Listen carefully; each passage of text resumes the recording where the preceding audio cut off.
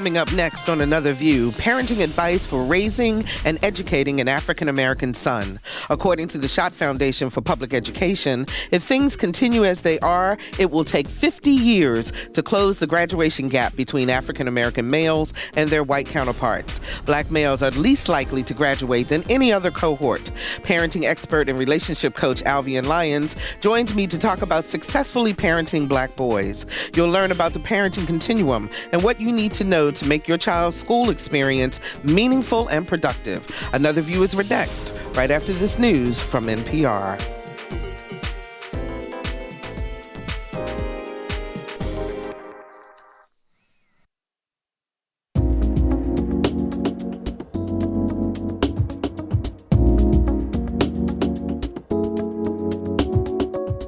Discussing the issues and celebrating the successes of the African American community. This is Another View.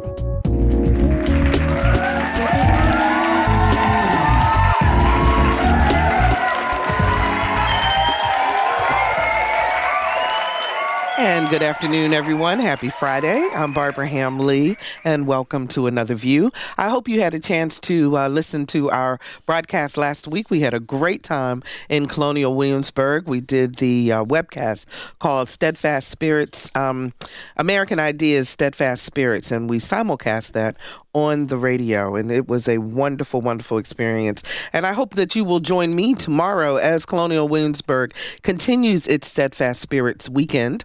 At 3 p.m. at the Kimball Theater will be a play called Liberty for Lydia, and we're talking about Lydia Broadnax, the enslaved woman who became free, and her experiences. And following that, I will conduct a question and answer period with the cast. So I hope that you will tune in or come by the Kimball Theater tomorrow at 3 in Williamsburg. WHRV has embarked on a multi-year nationwide Corporation for Public Broadcasting initiative to improve on-time graduation rates and lower dropout rates. It's called American Graduate, Let's Make It Happen. Each month on Another View, we take an in-depth look at issues critical to the academic success of our children. Today, we're talking about parenting and educating African-American boys. According to the Schott Foundation for Public Education, which has tracked graduation rates of Black males from public schools since 2004, 52% of African-American boys who entered ninth grade in the 2006-2007 school year graduated in 4 years. That's compared to 78% of whites and 78% of Latino males. 58% of Latino males.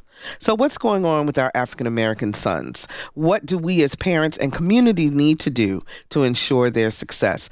With us is parenting expert and relationship coach Alvean Lyons. Alvean, it's always great to have you on the show. And this is such a serious topic because the disparity is just so great. And there are so many different numbers that we could pull. But the bottom line being, right now, our Black males are not succeeding in school. A lot of times you hear experts say, well, it starts in the home. And so what that means that we're talking about our parenting styles, our parenting techniques. What is different about parenting an African-American boy? Well, quite frankly, you're preparing for something very different. And a lot of people like to believe that when children come out, they're exactly the same. You know, they're all these lovely little babies with endless potential. And while that is true, the challenges that they have are not going to be the same. What you have to equip your little baby to be able to do, and obviously we're not talking about when he's 3 months old, but what you have to be thinking about when you're preparing him for elementary school, kindergarten, even preschool, actually, before that, is different than what his white counterpart has to think about, quite frankly. Give us some examples of some of the differences. Okay. One of the things that is very true where young African-American boys in particular are concerned is they are wonderfully active. They're busy little creatures, as busy as they can possibly be. But the way that their busyness is processed is often very different than their white counterpart is processed. We don't like to acknowledge those things as true, but it is. And part of that is because we live in a society that is naturally afraid of African American males in particular. There is a level of phobia, concern. When we see a group of them together, it's often received that perhaps there is some nefarious intent when you see them together, that there's something that's going to be going on. We have an orientation to things in this culture that changes the way that we even look at the activities of children. So some of the reason why you will have, particularly in old school African American homes, you hear a lot, be still, keep your hands to yourself, keep your mouth shut. You hear a lot of very succinct directives. Don't do this, don't do this, don't do this, be careful about this. Those things are given to children so young because there are the fears of what's going to be happening if I don't prepare you, if I don't teach you about the fact that people are going to be cautious of you and be concerned about what you're going to be doing, what you're going to be saying, how you're going to be behaving. If I don't give you those things early enough, I'm concerned about what could potentially happen for the long haul. So it is a little bit different when you're starting with them young. The trick, and you and I have had conversation about this before, is finding that gentle balance between making sure that they can express themselves and that they are confident, because that matters so much, but that they are confident individuals, but simultaneously they have some awareness of the fact that some of their activities, their communications, their behaviors will not be received the same way as their good friend Johnny. How do you process them? Because I have a lot of good friend Johnny's parents who say, well, African American parents then are continuing to perpetuate the thought that something different is going to happen to their child. I mean, how do you respond to that? Because as an African American, that you are perceived differently in certain circumstances than others. It's true. And I'll give you an example. This is not as connected to when they're very, very young, but I remember growing up, because I have two older brothers myself. So first I watched African American boys be parented, and then now I'm parented too, and have counseled thousands over the years. And I remember hearing my father explain to my brothers, who most of their friends were in fact white, explain to them that when you go out with your friends, I need you to understand that when driving, you keep both of your hands where the police officer can see you. You don't get to step out of the car and say, hey, Mr. Officer, what's the problem? That, I know you watched your friends do that, but you cannot do that. You will not have the same response because of the perception of African American youth. So you have to know that there's certain things you can't do. Announce every single thing that you're going to do. If you're reaching for your glove compartment, ask the police officer if it's okay. Tell him what you're reaching for in advance, because he said that the difference between, this being my father, was explaining the difference between what happens when you raise an African American youth versus when you raise his white counterpart is we would have moved from the beating of Rodney King to the death of Rodney King had you not been parented by a black parent. If you thought you can step out and do exactly what your white counterpart did, you would find yourself dead. It's quite literally what I remember my father teaching my brothers when we were in the 90s. So there was such a difference in the way that was done. I watched it then take place over the years, how that unfolded over the years. Now, as a parent, because you have two sons, now I am. You still feel in the 2000s that things still are an different. issue, that things are different. Things are different because even for my young son, who's now 11 years old, I am very aware of how the teachers respond to him depending upon how he's dressed the first couple of days of school. There's certain things that he wants to wear that I don't let him wear until he has made the impression in terms of who he is as a student. There are things that he thinks were very, very cool and very trendy, but I can't let you do that yet because I can't let you be judged based on your packaging before they have a chance to get to know who you are. So I literally talk to him about the first couple of weeks of school, we're going to wear these things. We're going to make sure we do these things. Let's make it very clear who you are before you start to do what looks just like everybody else. And he used to always say to me, well, how come I can't and how come I can't? And eventually I had to explain to him, baby, I wish it was true that the world saw everything exactly the same way. They don't. However, and this is not in order to ensure that it doesn't become a hang-up. However, they can begin to see you just like everybody else, but they have to get to know you first. And you can't create barriers between what you want, how you want to be perceived, and how you will be perceived by doing certain things in between those spaces. There, according to Jawanza Kunjufu, who is the author of Raising Black Boys, and he also has two sons, he said the spirits of too many of our boys boards have been broken. During the preschool and kindergarten years, our boys are energetic and curious. They love learning and ask thousands of questions. There's a glow in their eyes. By the time they reach high school, however, that glow has been replaced with suspicion and anger. What happens in those spaces? Alvean? There's several things that actually take place. Unfortunately, we've not done a very good job of training our educators to be comfortable cross-culturally. We talk about diversity, but we don't really prepare them for what that is going to look like. We don't really take them to the place where they can deal with their own prejudices, because we all have them. And there's nothing wrong with you because you come in with something. What's wrong with you is when you don't want to do anything about what you came in with. And I'm referring to the educators themselves. We all have been socialized a particular way that has affected the way that we view our worldview. But once you go into a classroom, you're supposed to equally be imparting in child A as you are in child B, C, and D. But because of the things that we come in with, it's hard to do that until you begin to address what your own issues are. So our training and our preparation for these educators is less than sufficient at this point. Because if I grew up in the Midwest and I've only seen 5 brown faces in my life, I am not well prepared for teaching at a Title I school, which is where I spend a great deal of my time professionally. I'm not well prepared, and I sit with these educators. So I listen to the conversations that are had and the those and theys, and would you believe, those people and how they do things. When they're looking at these children, they're not seeing themselves in these children. They see others. They don't see themselves. And when teachers are most effective is when they can see themselves in the child or the children that they're educating. So one of our issues is that we're not preparing these teachers. And this is not to say that they are not good human beings. This is not to say that they're not quality teachers. It's just to say that anytime you move into a different culture, you need to understand who you are relative to that culture, to minimize how many things may be affecting your ability to be effective with those children.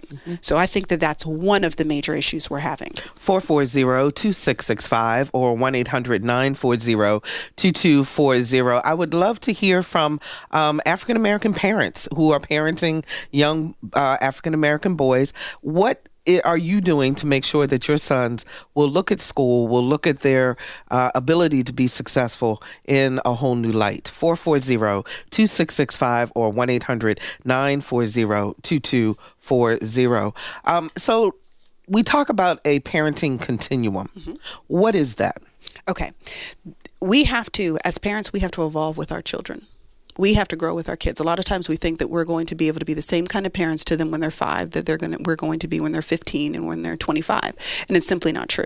We have to be able to evolve with our children and what our children's needs are. And we have to be plugged in enough to be able to recognize the difference between those things. When our children are small, they do require that we are far more hands-on. We're paying attention. On some levels, we're almost thinking for them. They're going to have their own thoughts, but you're shaping those. It is much more like a supervisory experience. Many of us are working. We work for other people. You know what it's like. The supervisor is the one that does a lot of the micromanaging. They're right on top of you, making sure that things are done the way that they're supposed to be done. And when our children are younger, we have to supervise what's going on in a lot of ways to save them from themselves. Because we'd like to see them become adults. Exactly. Right. So we definitely need to be around and actively around and not allow the television to be the babysitter. We need to be a part of this process. So in the first stages of raising our children, we're supervisors. Then we move to managers, because managers are more the macro perspective. I'm going to look at the bigger picture. I'm watching to see that you understand the principles that you were taught originally. You understand how they should be applied. And when there's a problem, that's when I get involved. But other than that, I'm kind of hands off, but overarching, looking to make sure that there is buy-in to the value system and the structure that we've created in this home. And that's when I step in. And then ultimately, when you're parenting adult children, you're the consultant. A consultant is invited into the process. I didn't ask you for your opinion. So you don't get to just step into your adult children's lives and tell them what they need to be doing or what they should be doing. You're supposed to be invited into that process. And if you want to come over for Thanksgiving more often, be invited.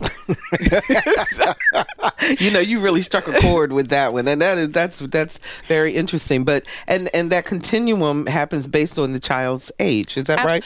A combination, because I have raised two children that came into my lives when they were teenagers. And even though they were teenagers, developmentally, they were not teenagers yet because of the households they came from. So I still had to operate in a supervisory capacity for some time because they had some things that they really needed to learn that my kids already knew by virtue of the different styles of parenting that were going on. So it's not exactly age, which is why I say you have to stay plugged in. It's a maturation factor. Can you see that they fully understand what it is that they were supposed to have learned? And that happens at different ages for different children. And it happens over different issues also, because I may be a supervisor to you when it comes to your homework, but I am a manager to you when it comes to your social life, because I recognize that you get it there, but you're not quite getting it over here. So it might be multi-didactic for periods of time until they are adults. When you're an adult, you truly are a consultant, and you cannot go back. You don't get to be manager and supervisor once they're an adult. Wow.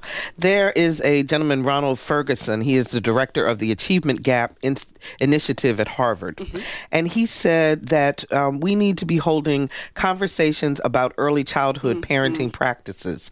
The activities that parents conduct with their 2, 3, and 4-year-olds, how much we talk to them, the ways we talk to them, the ways we enforce discipline, the ways we encourage them to think and develop a sense of autonomy. So go back to the supervisory management and part and talk about the what we need to be telling, particularly our African American boys, when they're babies, when they're toddlers, and so forth, so that we can start to create some of that positive self-esteem and the feeling that they can be successful. Which is going to be necessary for them to be successful. So we have to lay the groundwork. Part of the reason that's so significant is because so much of your personality is established by the time you're 4 years old. So much of who you are has already been set. Now, are there other things that can happen in your life that can derail that, that can force that trajectory significantly? Absolutely. But so much of us, and if you talk to your parents, they'll say, Barbara, you were just like this since you were well, with my granddaughter in there who's 3, and you can see it's that exact same thing they say. It's absolutely amazing, which is why those primary years are so important. And if you're a working parent, yes, there's going to be limited time. And we've talked about how you navigate that thing when we're talking about snack parenting. The utilization of limited periods of time to plug in about important and relevant things where your kids are concerned. The little nuggets that are necessary. You have to make sure that on a regular basis, you are telling your kids who you see them as. But hopefully, what you see for them is something very positive, because quite frankly, the converse situation is where you may have a situation going on with the father or mother, and you're telling the child you're going to be just like your no good dad, your no good mom. That happens all too often as well, and is happening prior to kindergarten. So we have to be very careful about what we're saying. So when I say that we are making sure that we are telling our kids what we see in them, I'm talking about the most positive things that we see in them, what they're capable of. And we can't limit them to what we achieved. That's another problem that we see very often in the African American community, unfortunately. Because I only got here, I only imagine that you're going to get here. Because both your grandmother and I never finished high school or never went to college. So you need to be looking for a job. Well, that's your thing. That's where you stopped, but you can't train your children to believe that that's where they have to stop also. So we have to have vision as parents that goes beyond what our own personal achievements are. And it starts when they're young. So and a lot of times we hear parents say, particularly in the African American communities, unfortunately, like you said, you're going to be just like whoever who is not a positive role model, or you can't succeed. Right. How do we turn that around, though? How do we get parents to understand that they've got to slow down some and think about what it is that they're saying? It's fortunately, the possibilities are limitless. If we're willing to have the conversation, which is also in the article that you mentioned, that we have to have some very uncomfortable conversations. We have to be able to be honest with ourselves. And we're not doing our community any favors by not telling the truth about some of the things that we are not doing well. We are not doing as good a job as we could have, or that we used to do, quite frankly, in terms of our parenting. We have gotten too caught up in what's going on outside of our homes and not caught up enough on what's going on inside our homes. We've moved from a generation that cared more about what we built in our children to a generation that cares more about what we buy for our children. And this materialism thing as a measurement of the quality of parenting is robbing our children of who they're capable of being. So we have to make a conscious decision to talk to our kids, not at our kids, but more so, I should say, with our children, because that's where they learn. We are their first teachers. That's how they learn to explore things, and that it's okay to make mistakes. I don't allow my son to say never mind. When he starts a sentence and then he says, never mind, Mom, I said, no. Your thoughts are too important for anybody to say never mind to. So even if you have to get out the sentence and say, I think I've solved it myself, I want you to finish your thought out loud because you deserve to be heard. And if you don't teach your kids that it's okay for you to speak, it's okay for you to think, it's okay for you to make mistakes, they won't. And in order to not make mistakes, the only way to do that is to never try. So that's where you get these kids with all this incredible potential. Some of our most brilliant African Americans are locked behind bars. Most of the African American community that happens to be incarcerated, it's not an issue of a lack of intelligence. These are some of the most brilliant men you will ever meet. But it's misguided use of intelligence because it was not accepted socially in other environments. So I used it nefariously because I found out that quick math that I can do was turning over quick money in criminal manner. But if I was trained early on to value education as a source through which I could take the same investment, the same brain, and make real money off of that, I would have. You know, it's really interesting because I have always said if you look at the structure of drug cartels, drug dealers, and setups on the streets, they are little corporations. And you're absolutely right. It is a misuse of that education as opposed to thinking about it from an academic and a positive perspective. Kenneth joins us from Virginia Beach. Hi, Kenneth. You're on the air. Hello? Hi, you're on the air. Yes. I have, let me give you a quick background. I'm a father of two daughters, and one of my daughters just graduated college, and I have another one who's an honor roll student. But my problem is, with them, the school system, they would always come home and say, Dad, why do they treat, me different? And or if a young black kid get in trouble, they try to hammer them. And the problem I'm having now, I got a call last night from a niece who's a single mom with a son who's fifth grade, 165 pounds, honor roll student. Supposedly, at the end of the day, walking down the hallway, teacher tells him, you're too loud. She put her arm out, and he's supposed to push her so hard that she's got to seek medical help. And my whole theory is you're trying to prosecute a young kid or get them involved into the criminal system. And he's right now has been suspended, not being able to take the SOLs next week before anything else is happening. And I'm trying to figure out what is my proper role as an uncle to go out and help this young man. And because the mother is lost. She's really lost, but she's done it. Kenneth, hold on, because I hear you and I hear the pain in what you're talking about. Let me have Alvean respond to you in terms of what you can do as an uncle. Obviously, we can't get into the specifics of your case because we don't have the full facts, but there are some things that she had some advice on in terms of parenting that young boy from an uncle's perspective. So let's let her bring that, and we thank you for your call. Truly, Alvean? Kenneth, we do appreciate that, and there's so many stories. There's so many stories where we are in a position that we feel a little bit handicapped, that we feel like our arms are a little cut off in the situation. But let me tell you, one of the most valuable things you will ever have, Kenneth, is your voice. You have to make a little noise. And the school system is designed to do crisis management. When there is someone making a lot of noise, people want to fix that fast because they don't like bad PR either. So that means, and I'm not saying to create negative issues because I love my school system and I am very committed to the school systems. We don't take care of our educators well enough in some situations. But I also care very much about the parents because I am one also. You need to make phone calls to superintendents. You can make those from anywhere. You need to bring a little bit of attention and a little spotlight on what's going on and your concern about what's going on. If you are sure of your facts, because as you heard Barbara say, we are not there to know all the details, but if you are sure of the facts involved in the situation, then that is something that you can get some real support on and fixing, or at least investigated more effectively if they know that there is someone who is not going to let this go until there is the proper attention. But before, even beyond him talking with the schools and dealing with this one particular situation, it sounds like also that this young man, this fifth grader, could use some advice, guidance from his uncle as a man to man raising. Any thoughts on that? Oh, absolutely. There are some things that the conversations need to be had. As good a job as we attempt to do as women, there is nothing like the voice of a man talking to a male child. There's nothing like it. There just really isn't. Conversation alone, just knowing that young man, knowing that he has somebody there who is on his side, who has been through the kinds of things that he's been through, who can communicate to him about what his experiences may be like, how unfair certain things may be. But this is how you may have to navigate it, son, in order to be able to be proficient in these particular areas. It is priceless.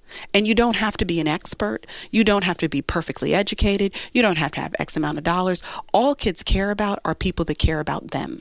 And they will listen, which is part of the reason, unfortunately, gangs are so effective. Because you have an audience that is willing to seem, quote unquote, to care about you, that they're willing to give their life for you. And false or not, that sense of camaraderie is valuable. But you want to make sure that your kids are not free agents. And the only way to ensure that they're not free agents is they have to have relationship with somebody. They have to feel like there is somebody who cares about what's going on with them. And it's much better for it to be the uncle than to be another negative influence. If you're just joining us, we're talking about parenting and educating African American boys with parenting expert and relationship coach Alvean Lyons. And Susan joins us from Newport News. Hi, Susan, you're on the air. Hello, good afternoon. Thanks for taking my call. Mm-hmm. As I shared earlier, my son is the youngest of the family, and he had 4 sisters ahead of him. And we were blessed with, I guess, 2 sides of parents, my husband and I, making sure that we were involved in the daughter's education so that when my son went to the same school that the daughters went to, we'd already set the ground rules, so to speak, with the teachers and the principals and the staff. Mm-hmm. So they knew, I guess, in a way, what we expected from them, and they knew what we expected from our son. So it was sort of easy for him in that respect.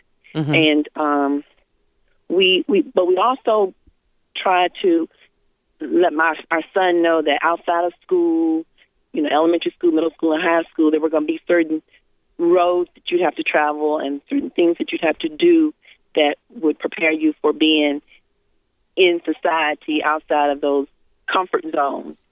And it's true for the uncle to stay involved in the nephew's life, because whenever my son did have a situation, and it wasn't always discipline, maybe something academic, I'd always say, you have to share this with your dad, and that was the hardest thing for him to do, but he did it, and his dad was there to help guide him in the right path or nudge him in the right area.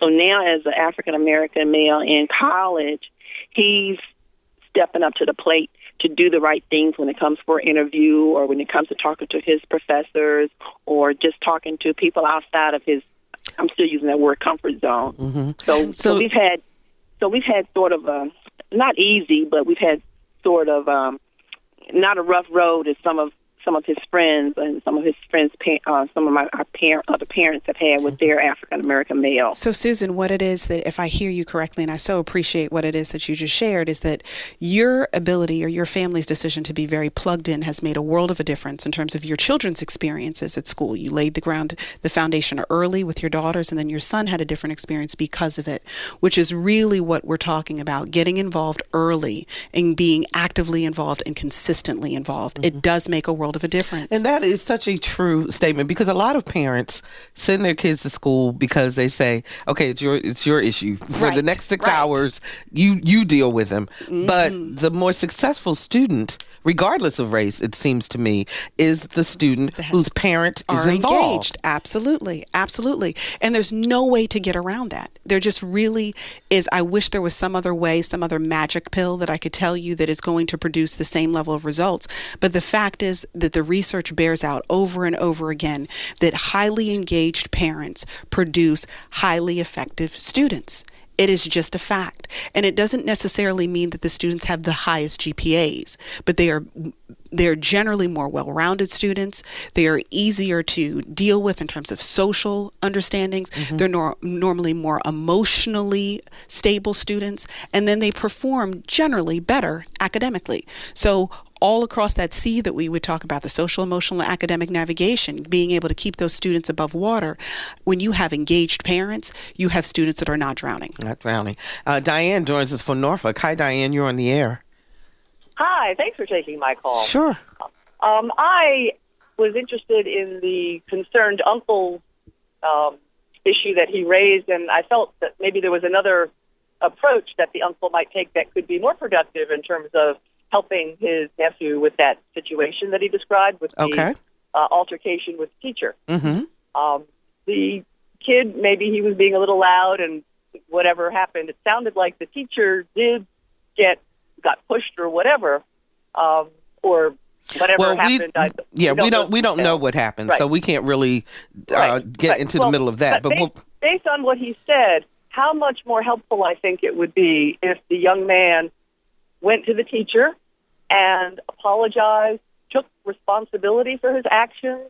You know, kids are impulsive. If he was being a little loud, maybe he's a little excited before the situation even happened, you know, and to accept responsibility, apologize, and learn from that lesson. And how much more helpful that would be, I think, rather than promoting a sense of grievance or unfairness or the teachers, you know, stereotyping you or out to get you. Okay, let's get a response from Alvean. Thank you, Diane, for the call. And Diane, I definitely appreciate that. And one of the things you might have heard us say to Kenneth is that, you know, we're not there, so we don't know the facts. If, in fact, it were a situation where there was there was mistreatment of the student, there was something that was unfairly taking place where the student is concerned, by all means, as a parent, as a family member, there's something that should be done if, in fact, that was the situation. So if the child did something, if they need to apologize, we don't know the full situation, so that's why I don't. Given that scenario, then an adult needs to get involved advocating on behalf of that child. Given the possibility of something else taking place, if we're not so sure that there could have been something that went a little wrong, I would agree that we definitely have to teach our young men to be accountable and responsible and honest and show integrity and be willing to step up to the plate and say when I made a mistake, because admitting your mistake does not make you weak in any form. Quite frankly, it makes you very strong to recognize where you err and owning it. So we certainly are not advocating that we create negativity in a situation that could have been more calmly resolved. We were just simply saying that if we know for sure that there was something that was unfair that took place where this young man was concerned, then that is when you need an adult advocating. Thanks so much for that call, Diane. And Jackie joins us from Chesapeake. Hi, Jackie. You're on the air. Hello, hi. Hi. It's oh my gosh, Diane just messed my train of thought up. Jackie, Diane must be the teacher. We can't. Just a second. We can barely understand you. Are you on a speakerphone? Yes. Okay, now I'm back. Okay. Okay. Yeah, my thing is, Diane, I think she might be the teacher that's involved in this. But anyway, my thing is, I have two real quick things. My kids, we're a really close-knit family. We don't really. We hang out with a certain group of people who have, the kids around the same age.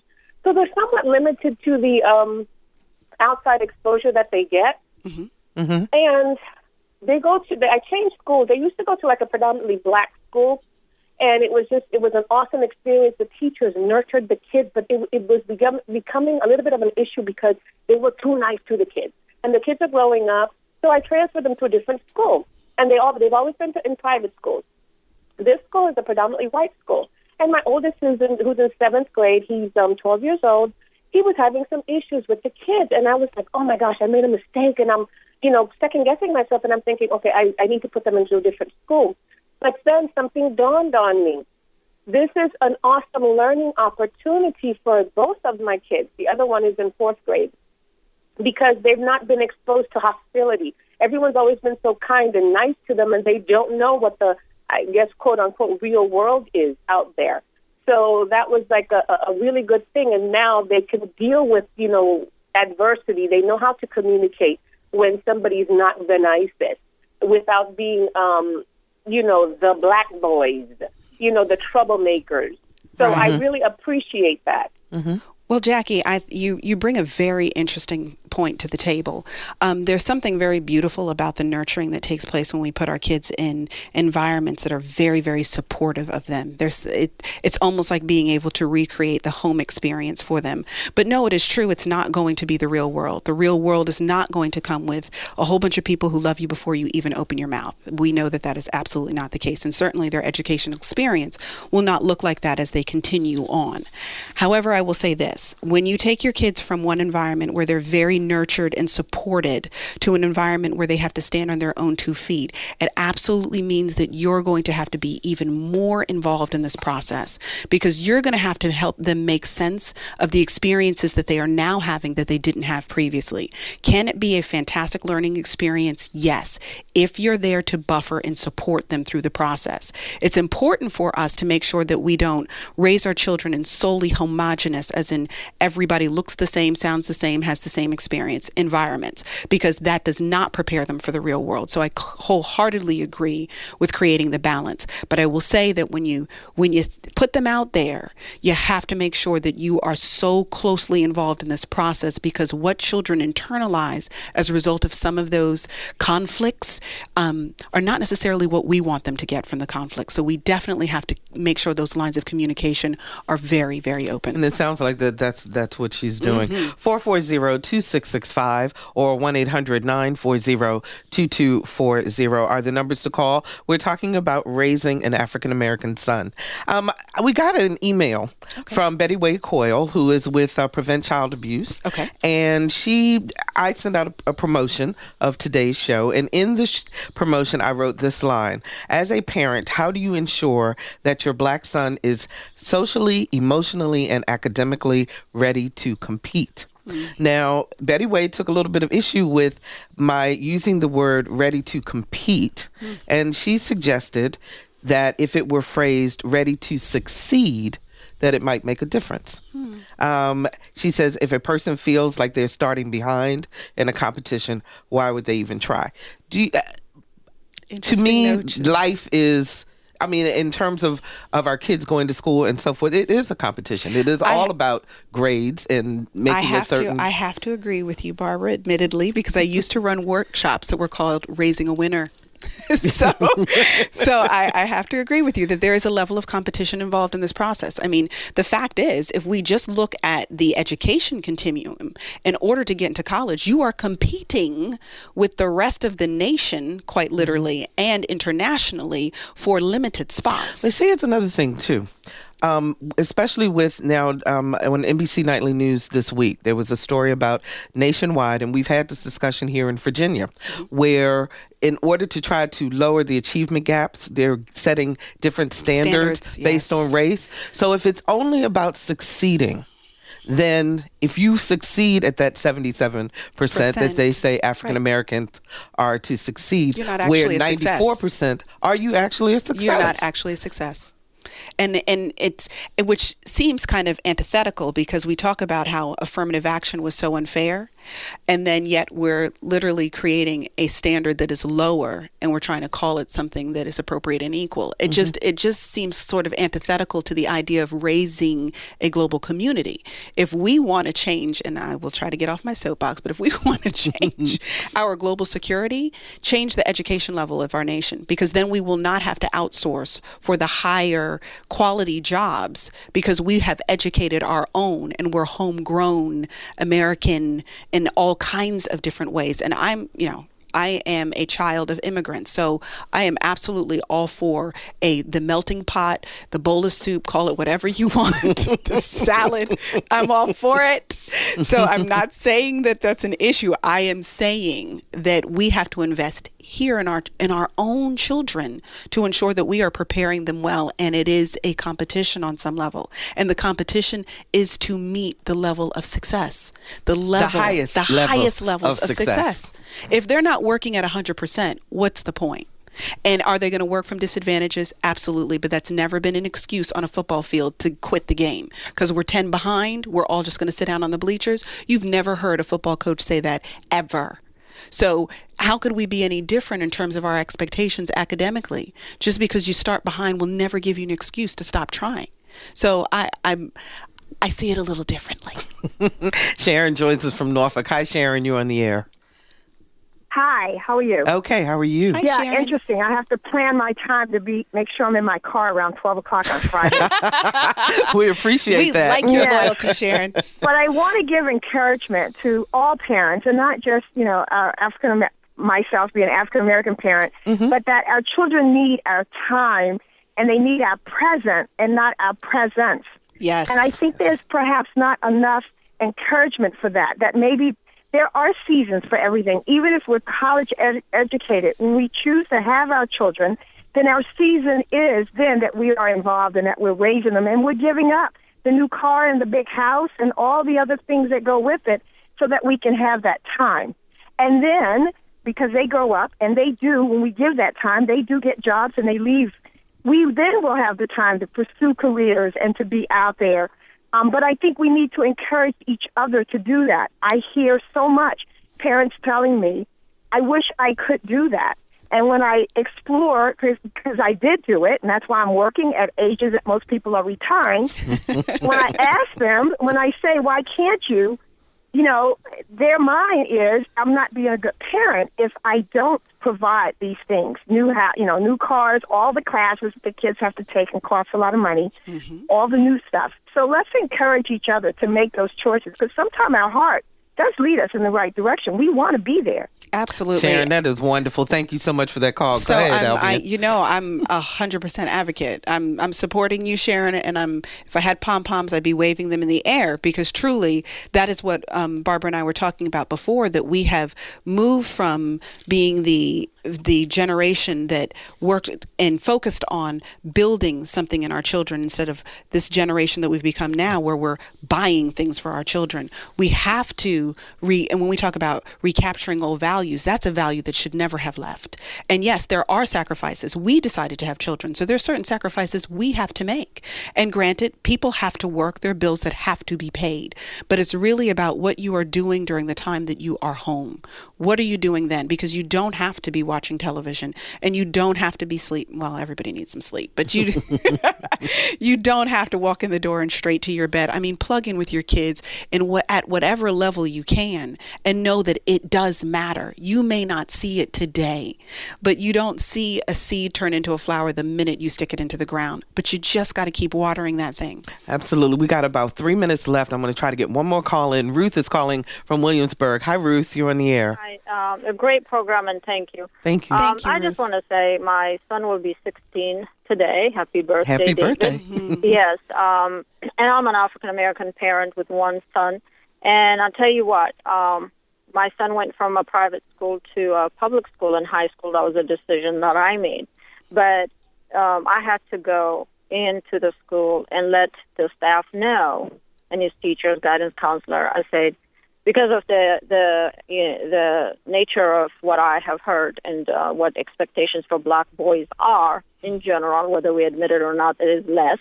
So I went in the school and I said, listen, my son is bound to go to college.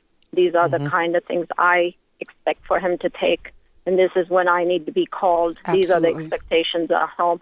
So it is very important to set your expectation known, because in general, black boys are considered to be low achievers, and people are going to treat them In a different way. It's absolutely Ruth, true. we're running out of time, so we're going to have to cut the call short, but we really appreciate your phone call. Last thoughts, Alvean. Well, the fact is that people take care of things that other people value.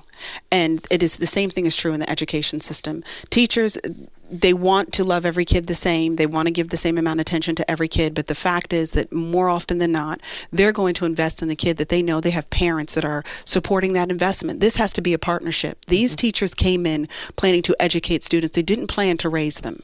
So we have to be doing our part at home, and they're doing their parts in the classroom. You know, we could continue to talk about this forever, but I want to tell our audience about two quick things. We've been talking about the SHOT report and the urgency of now. The SHOT 50-state report on black males and public education is this theme of the Samuel DeWitt Proctor Forum, sponsored by the Hampton Roads Committee of 200-plus men. Now, this forum is tomorrow from 9:30 a.m. until noon at St. Patrick Catholic School located in Norfolk. So if you're interested in finding out more information, you can call 368-4156 and find out more about that. But that is tomorrow, where they will review that entire report.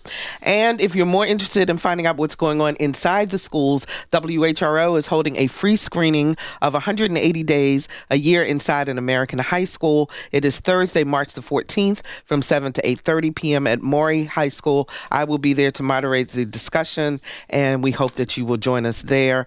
And Alvean, we will have you back very soon, because we love our parenting conversations on this show. Absolutely. And so we appreciate everything you've done. Thank you so much, Barbara. And we'll be right back.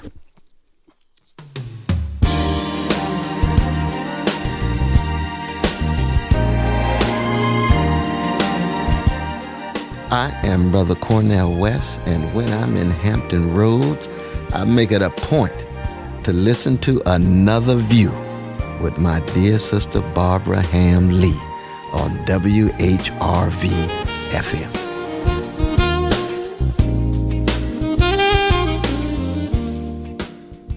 And thank you, Brother West. Appreciate that little shout out. What happens when oppression ends and freedom begins? Some of the obstacles, compromises, and triumphs are explored in the Virginia Stage Company's production of The Whipping Man. Our Lisa Godley recently sat down with one of the main cast members and the play's director for an up-close look at life after the Civil War for a Jewish family and their former slaves.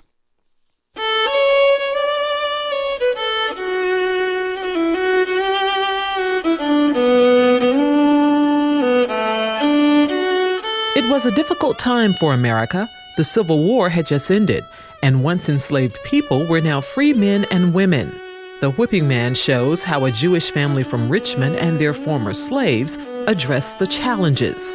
The play begins with the wounded slave owner's son returning from the war to a house and a servant he no longer recognizes. That rifle out of my face, old man. He's out of the hope. I think I'll make the rules. Where am I? It don't matter, because you ain't staying. Whose home is this? You best be on your way. Ain't nothing left here to steal, and that's what you're thinking. If it's dying, you're looking to do. L. Peter Callender plays Simon, a now free man who has served a Jewish family and lived in their home most of his life. He shared with us how he prepared for the role of a slave. You just got to get raw. You know, you got to start from a place of being raw, because everything has to hurt. And I think sometimes you show that it hurts, and sometimes you don't show that it hurts. Sometimes it hurts more than others, sometimes it hurts less than others. But at all times you gotta be feeling something. Sure, I'll do that. He says one of his favorite lines in the play is when his character Simon explains to a young slave, Peter, why they need to remember slavery and to pass the story on. You must not forget. Your children must be taught. And I think any young person who comes into this theater and the lights go down, who I'm personally hoping, because I'm an educator myself and I run a theater in San Francisco, and I think it is imperative that they get that this did happen. It was important that they know it happened. It's important that they pick up where we leave off here and go back and talk to their parents about it, or talk to their teachers about it. Go back and learn more. These things need to be remembered, and the people that struggled and made all the sacrifices, their journeys need to be remembered. calendar says there are many, many life lessons taught in The Whipping Man. Are you still waiting for someone to do something for you? Are you still waiting for somebody to give you that 40 acres and a mule? Are you still waiting for... There's a line in the play where I talk about, Mr. de Lyons is going to give us money when we get freed. And John, the other black actor in the play, he's looking for that. He's waiting for that money. And I tell him, John, go make your own plans, do your own thing. You're free now. And sometimes when we talk about freedom, we are still shackled because we don't know what to do with it. The Whipping Man is based on life in and around Richmond, Virginia in April of 1865. Ironically, the play's director, Jason Menadakis, is a Richmond native. He loves how The Whipping Man asks the question, what was possible at that moment in time? I hope people will think about, after seeing this play, when other moments like this occur in history and in their lifetime, I hope they'll take advantage of them rather than letting them pass by and letting perhaps the worst in our natures come out, which is kind of what happened in this moment in history. Hopefully next time, the best of our nature will come out. And I think plays like this ask us to think about, if that moment comes around again, how are you going to react? The Virginia Stage Company's performances of The Whipping Man are now through March 17th. For Another View, I'm Lisa Godley. We will leave in Petersburg. The federal doctors. And The Whipping Man will be at the Virginia Stage Company, as Lisa said, until March 17th. Time now for things to view and do in Hampton Roads. You will be my Saturday love. Norfolk Sister Cities Association, along with the Crispus Attucks Cultural Center, present A Taste of Ghana on Saturday, March 9th from 4 until 6:30 at the Attucks Theater, Church Street in Norfolk. There will be music, dancing, and sampling of authentic Ghanaian dishes. Call 627-0530 for more information. The Virginia Department of Business Assistance, along with the Norfolk Department of Development, presents a free small business workshop on Thursday, March 14th from 8:30 until 12:30 at ODU's Web Center. Topics include tips for selling to government, exporting for small business, and social media for business, among others. Call 804-371-8230 for details. NSU's Women's Economic Development Center presents Sisters in Step, 4 days of empowering conversations from some of today's leading motivators and community activists. Sisters in Steps runs Wednesday through Saturday, March 20th through 23rd at 6 p.m. at the Little Theater, Brown Memorial Hall at Norfolk State University. Visit nsu.edu for ticket information. And Alpha Phi Lambda chapter of Alpha Phi Alpha Fraternity holds its annual Youth Inspirational Breakfast on Saturday, March 30th at 9 at the Murray Center, Brambleton Avenue, Norfolk. The purpose of the breakfast is to expose young African American males to the many career opportunities available to them. This year's speaker is Dr. L.D. Britt. To find out more, call 708-4656. And I want to remind you again that there's a screening for 180 Days, a Year Inside an American High School. It is Thursday, March the 14th from 7 to 8:30 p.m. at Maury High School Auditorium. And if you'd like to know more information, you can call 889-9415. And tomorrow, The Urgency of Now, the Shot 50 State Report on Black Males in Public Education 2012. The discussion of this report will be held at St. Patrick High School, located on Bowling Avenue in Norfolk, Virginia, tomorrow, March the 9th from 9:30 a.m. until noon, and it is sponsored by the Hampton Roads Committee of 200 Plus Men Incorporated. These and other events are on our website, anotherviewradio.org, where you can also sign up for our eView newsletter, a once-a-week reminder of upcoming programs. Next week, we continue our discussion about African American males, but this time from an adult perspective, as the Another View Roundtable tackles the issue of being a black man in America.